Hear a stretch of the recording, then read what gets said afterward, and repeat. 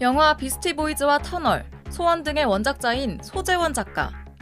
자신에 대해 유흥업소 출신이라고 주장했던 가로세로 연구소 대표 김세의 씨가 허위사실 적시 명예훼손 혐의로 최근 검찰에 송치됐다고 밝혔습니다. 소 작가는 지옥 같은 1년 4개월이었다며 김 씨가 그간 허위임을 알고도 이익을 위해 방송했다고 강조했습니다.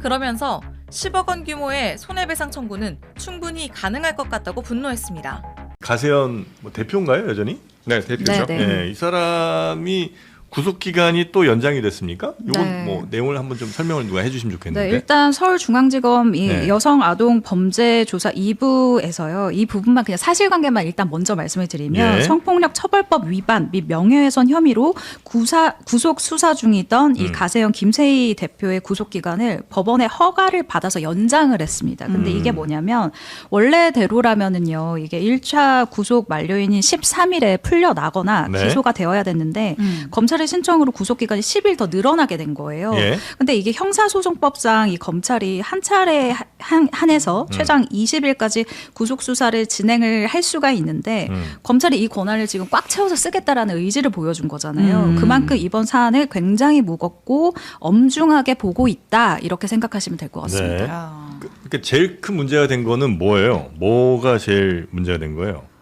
사실 여기서 명예훼손. 혐의 자체가 한 5가지 정도가 5가지 돼요. 정도요? 근데 제가 방금 말씀드린 이 네. 성과 관련된 이 부분 같은 거, 성폭력 처벌법 위반 같은 경우는 뭐 많이들 기억하시겠지만 이 김수현 씨가 하의를 이제 탈의하고 설거지를 하는 장면이 있었어요. 근데 그것을 그냥 공개를 해버린 거죠.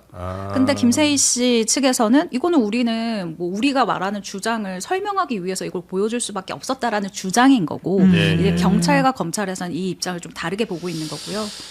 이 외에도 사실 좀 혐의가 많긴 하죠. 아, 그렇습니까? 그러니까 사실 핵심은 그 이제 두 배우가 뭐 사격 교제를 했다라고 했던 거에 대해서 이제 조작 증거를 만드는 게 핵심인 거죠. 간략하게 네. 정리를 해드리면은요. 네. 일단 그냥 교제가 아니라 네. 김세론 씨가 미성년자 미성년자, 시절에 네. 김수현과 교제했다 이 주장을 내놓고 있고요. 이거에 대해서 김수현 씨는 극구 부인을 했죠. 네. 아니라고요. 네. 자, 그리고 이제 성인이 된 후에 교제한 건 맞다라고 얘기를 했어요. 예. 그런데 본인들의 그 주장을 뒷받침하는 증거로 두 차례 기자회견을 했는데 첫 번째 같은 경우는 두 사람이 주고받았다는 카카오톡을 공개를 합니다. 그러면 정말로 연인 사이에 주고받는 대화처럼 보이는데 경찰은 이거에 대해서 원래는 김수현이 아니라 알 수 없음이라고 돼 있었다는 거예요. 즉 김세론 씨와 누가 대화를 하는데 이게 김수현으로 특정이 되지 않았는데 마치 김수현이랑 대화를 나눈 것처럼 조작을 했다고 본 거고요. 두 번째 기자회견에서는요. 이번에는 아예 김세론 씨의 목소리가 등장합니다. 네. 김수현 씨와 미성년자 시절부터 교제했다는 그런 내용이 담긴 목소리였는데 이 목소리가 나오다 보니까는 대중적인 그 반감이 어마어마했죠. 예. 근데 이거 역시 AI로 조작한 목소리다. 실제로 김세론 씨가 이런 목소리를 낸 적이 없다라고 경찰은 1차적으로 판단을 해서 이 두 가지 사안을 크게 보고 결국은 구속영장을 청구됐고 구속이 된 겁니다. 보통 이 명예훼손으로 이게 구속까지 바로 이어지는 경우가 흔치는 않은 것 흔치 같은데. 않죠. 근데 그 정도면 굉장히 죄질이 안 좋다 내지는 혐의가 중하다 이렇게 아마 판단한 모양이군요. 네, 그게 가장 핵심으로 보입니다. 네, 그러니까 미성년자였던 김세론 씨와 사귄 것으로 주장하기 위해서 음성을 AI로 조작한다든지 네. 카카오톡을 사실이 확인 안 됐는데 김수현 씨인 것처럼 만들어 놓은 거 이런 조작들이 이제 문제가 좀 됐다. 그렇죠. 김수현 씨 측에서 그때 네. 기자회견을 굉장히 울면서 했었잖아요. 네. 근데 그때도 저희가 참석을 했었는데 그때 김수현 씨가 강조를 했었던 것들이 있어요. 그러니까 그 중에 이번에 구속에 좀 결정적인 영향을 미쳤다라고 저도 생각하는 것 중에 하나가 이 채널 측에서 미성년자 뭐 그루밍이다 혹은 뭐 살인자라는 이런 주홍 글씨 새겨가면서 폭로를 이어갔다라고 김수현 씨 측에서는 주장을 네네. 했거든요. 근데 이건 사회적 살인이다. 이거는 뭐 그냥 우리를 뭐 더 이상 활동을 못하게 하려는 이런 것이다. 이거 너무 허위다라고 이야기를 하는 거죠. 이 김세희 씨는 왜 이러는 거예요? 한두 번이 아니잖아요 지금. 네. 일단 양쪽 얘기를 다 말씀을 드려야 되니까 예. 이 부분에 대한 김세희 대표 쪽의 의견도 말씀드릴게요. 예. 반박의 근거는 이거예요. 국립과학수사연구원에서 이 해당 음성 진위 여부를 판단을 했는데 판정 불가 판단을 내린 겁니다. 즉 이거에 대해서 조작이다 아니다를 국가수에서 명확하게 해주지 않았다는 거예요. 지금 국가수 기준으로 보면은 이걸 조작했다고 명백하게 볼 수는 없다라는 게 김 대표 측의 입장인 건데, 자, 이거에 대해서 또 김수현 측의 입장은 수사기관과 법원이 기술 감정뿐 아니라 입수 경위, 진술의 신뢰성, 객관적 근거를 종합해 하는 거다. 기술적 판정 불가가 곧 진짜라는 뜻은 아니다라고 얘기를 했는데, 예. 자, 일단 경찰과 검찰은 이렇게 해서 구속을 시켰죠. 네. 결국 재판이 진행되면 이 부분도 쟁점이 될 것 같아요. 과연 국과수의 이런 판단 기준을 법원이 어떻게 받아들일지 이 부분이 쟁점이 될 것으로 보입니다. 네. 혹시 그 이제 김세희 측에서 입수 경위에 대해서도 설명을 했나요? 입수 경위는요, 제보자가 있다고 얘기를 했거든요. 예. 근데 그 중요한 거, 그러면은 결정적으로 제보, 이 영상이라든지 이걸 넘긴 사람들이 과연 내가 왜 이거를 어떻게 입수를 했고 예. 왜 맞다고 넘겼는지를 알려줘야 되는데, 중요한 건 이 제보자가 잠적 상태라는 거예요. 아, 그래요? 네, 여기서 조금 상식적으로 생각을 해보면은요. 이상하네. 지금 대한민국에서 일파만파 논란이 번지고 있죠. 네. 이걸 맨 처음에 건넨 사람이 있으면 그 사람이 진실이라면은 드러나서 내가 언제 어떻게 만나서 이걸 입수했다는 걸 얘기하면 되지 않을까요? 예. 근데 그러지 않고 있다는 거. 이것 때문에 합리적 의심이 들 수밖에 없는 거고요. 또한 이 제보자가 가세헌뿐만 아니라 다른 언론 매체라든지 몇몇 네. 유튜버들과도 접촉을 했다는 거죠. 근데 그들에게 제안했던 거, 심지어 김수현 쪽도 접촉을 해서 김수현 측에게 우리가 당신에게 굉장히 유리한 음성 매체를 주겠다. 그러면서 돈을 요구했다는 게 김수현 씨 측의 주장입니다. 결과적으로 그렇죠. 그래서 그걸 받아들인 쪽에 그거를 줬다, 이런 식으로 해석이 될 수 있는데, 이게 억울하면은 이 제보자가 지금 등장을 해서 사실 여부를 밝히면 되는 겁니다. 그러니까 이게 말이 안 되는 게 모든 사람들의 입맛에 맞는 이 녹음본을 제보자가 가지고 있었다라는 소리거든요. 예. 그러니까 모든 사람에게 유리한. 그러니까 이거 사실은 어떻게 보면 소스 자체가, 이 제보자는 어떻게 해서 그 많은 소스를 가지고 있었으며 어떻게 그렇게 모두에게 다 나눠줄 수 있느냐.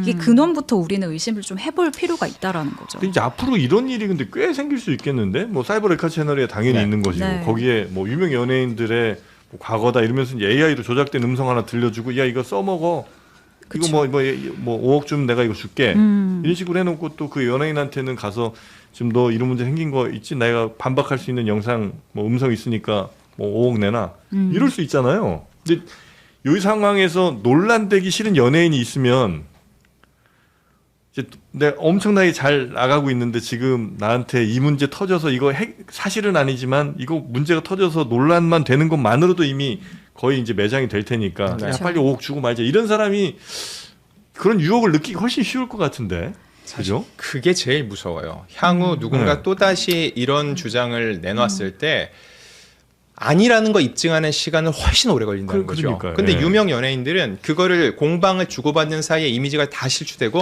활동이 중단될 수밖에 없다는 거죠. 근데 여기서 결국은 또 하나 생각을 해야 될 게, 그럼 기성 언론의 역할과 한계가 너무 뚜렷하다는 거예요. 왜냐하면 이번 사안에 있어서 가세헌이라든지 몇몇 채널들과 얘기들이 집중적으로 거론되는 게 있는데, 수십 개, 수백 개의 언론 매체들은 그럼 이걸 안 다뤘냐? 다뤘다는 거죠. 이거는 저나 최정화 기자도 네. 똑같이 반성하고 또 한 번 고민을 해봐야 되는 지점인데, 언론 매체 입장에서 어떤 주장이 제기됐을 때 이런 주장이 옳다 그르다 판단하기는 어렵죠. 그런데 네. 이런 주장이 제기됐다는 것을 일단 일방의 주장이라고 전달하더라도 기사 하나라도 더 나면은 그 입증 여부를 떠나서 상대방의 이미지 실추는 굉장히 심각하거든요. 그럼 다루지 않을 것인가? 이걸 놓고도 또 생각해 볼 수밖에 없어요. 저도 이 부분에 대해서 네. 굉장히 공감을 하는 이유가 뭐냐면, 저도 이번에 그러니까 김수현 씨 기자회견 때부터 제가 계속해서 주장했었던 게 있어요. 진실보다 분노가 빠르다.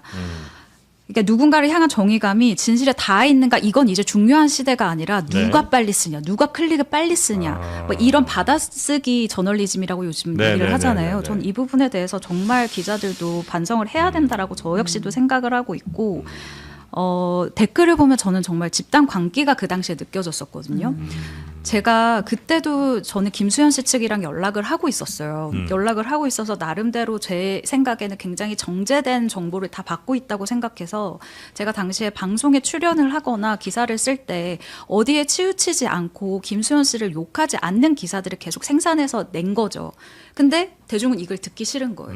아, 빨리 욕해줬으면 좋겠는데. 김수현한테 돈 받았냐? 정말 제가 그런 댓글을 너무 많이 받고 그리고 제가 이거는 진짜 한번 얘기했으면 좋겠다 싶었던 게 있는데 네. 제가 김세론 씨가 실제로 카페에서 알바를 하는 모습을 제가 목격을 한 적이 있어요. 네네네. 그래서 제가 그거를 기사를 쓰지 않고 김세론 씨한테 제가 손편지를 쓴 적이 있거든요. 네, 네. 손편지를 써서 나 역시도 많이 쏟아져 나오는 기사들을 보고 너를 오해했다. 그래서 그 부분이 나는 내가 너보다 더 언니 어른으로서 미안하다라고 하면서 그걸 쓰고 다음에 꼭 인터뷰 장소에서 보자라고 손편지를 써서 줬는데 근데요 이게 어떻게 활용이 되냐면 제가 이걸 쓰고 나서 나중에 방송에 출연해서 저 역시도 그런 선입견을 가지고 있었는데 저는 이제 눈으로 보고 나니 증거만 믿기로 했다라고 얘기를 했어요. 근데 이게 나중에 가세연에서 제 손편지가 어떻게 활용이 됐냐면 유족 공식 입장을 통해서 제 이름과 제 소속이 나오는 거예요.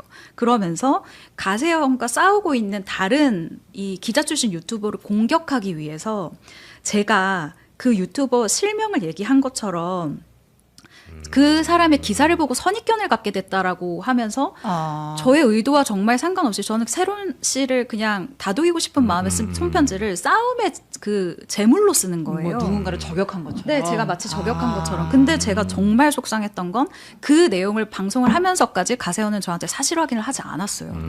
한 번쯤 전화해 줄 수도 있었잖아요. 네네네. 그러니까 이런 부분을 보면서 아 이건 팩트 체크가 좀 확실히 돼야 되는 부분들을 하지 않고 있구나라는 생각을 개인적으로 하기도 했었습니다. 거기 뭐 소송 안 거셨어요? 가세연에? 아 제가 소송을 걸 정도로 큰 사안은 아니었었어요. 그러니까 네. 유족이 그렇게 판단을 했다라고 유족 입으로 공식 입장을 내버리는 바람에 김수현 씨는 지금 소송을 당연히 걸었죠? 네. 지금 진행이 되고 있고요. 사실 김수현 씨가 가세현 쪽에 건 것도 있고요. 네. 광고 손배소나 위약금 관련해서는 또 반대로 고소를 당한 입장이죠. 아 광고주들로부터는 그렇죠. 예. 왜냐하면은 그 이미지 실추 뭐 이런 거. 네, 광고가 제대로 이제 송출이 될 수 없었고 결국 보통 광고 위약금 같은 경우는 계약서에 써 있죠. 예, 사회적 무리를 일으켰을 경우는 2-3배 정도 위약금을 그쵸. 문다라는 건데 예. 지금 이 상황에서 과연 김수현 씨한테 어느 정도의 책임을 물을 수 있을지 이 부분 역시 되게 중요하고요. 그러네요. 이 와중에 해외에서 CF를 새로 찍는다고 하거든요. 이렇게 찍게 되면 결과적으로 김수현 씨의 잘못이 아니었다는 또 하나의 증거가 될 수 있기 때문에 이걸 기반으로 해서 국내 그런 고소 진행되는 과정에 있어서도요. 김수현 씨 측의 의견서로서 하나 제출이 될 것으로 보입니다. 네. 이것도 뭐 금액이 뭐 1, 20억 이 정도 수준 당연히 아닐 거고 꽤나 큰 금액이 아마 소송 그쵸. 금액이 될 것 같은데. 네. 네. 하여튼 김세희 씨가 근데 이걸 지불할 능력이 있나 모르겠네요. 그러니까 일단 현재 상황만 일단 말씀을 드리면 네. 이 금액의 얘기가 나왔으니까요. 일단 형사처벌과는 별개로 김수현 씨 측에서는 가세현에 300억 원의 손해배상을 청구하겠다라는 입장이에요. 그리고 이 유튜브라는 곳에서 이 채널을 영구히 삭제를 시켜달라라는 이런 얘기를 계속해서 하고 있는데 사실 그렇기 때문에 많은 이 관계자들 유튜브에서 활동하는 여러 채널들에서도 사실을 보고 있는 것이 네. 그동안 이 논란을 통해서 벌어온 돈보다 더 큰 돈을 뱉어내라라고 법원에서 이제 본보기식으로 배상금을 때릴 것인지 네. 혹은 진짜로 채널을 이것을 통해서 없애버릴 수가 있는 것인지도 굉장히 주목을 많이 하고 있고요. 네. 아까 낼 수 있는 부분이냐 그 금액에 대해서 얘기를 해주셨는데 그 부분에 대해서 짧게 말씀드리면 실제 지금 법원에서 이 김 대표 소유의 압구정 및 뭐 이쪽 이게 부동산이라고 하죠. 흔히 네. 이 부동산 그리고 후원 계좌에 대한 가압류 신청을 이미 인용을 한 해놨어요? 상황이에요. 네. 그래서 판결 전에 그러니까 법원 입장에서는 네. 재산 은닉을 막기 위한 강제 집행 사전 단계에 네, 네, 돌입한 네. 상태다라고 보시면 될 것 같습니다. 네. 은영장 씨가 그 가압류 신청해가지고 네. 맞죠. 거기 지금 돈 받아야 될 사람이 굉장히 많은 것 같은데 그렇죠, 그렇죠. 제대로 된 금융치료가 이루어질지 한번 지켜보도록 하겠습니다. 오늘 또 다른 이슈들도 있는데 오늘은 이 정도로 마무리를 하고 우리 두 기자님들 오늘은 여기서 보내드리고 다음에 또 문화 연예에 관련된 이슈 있을 때 모시도록 하겠습니다. 대중문화 주제로 하니까 재밌는데요. 아 진짜요? 네, 또 나와주세요. 저희는 매일 일이어서 재미없습니다.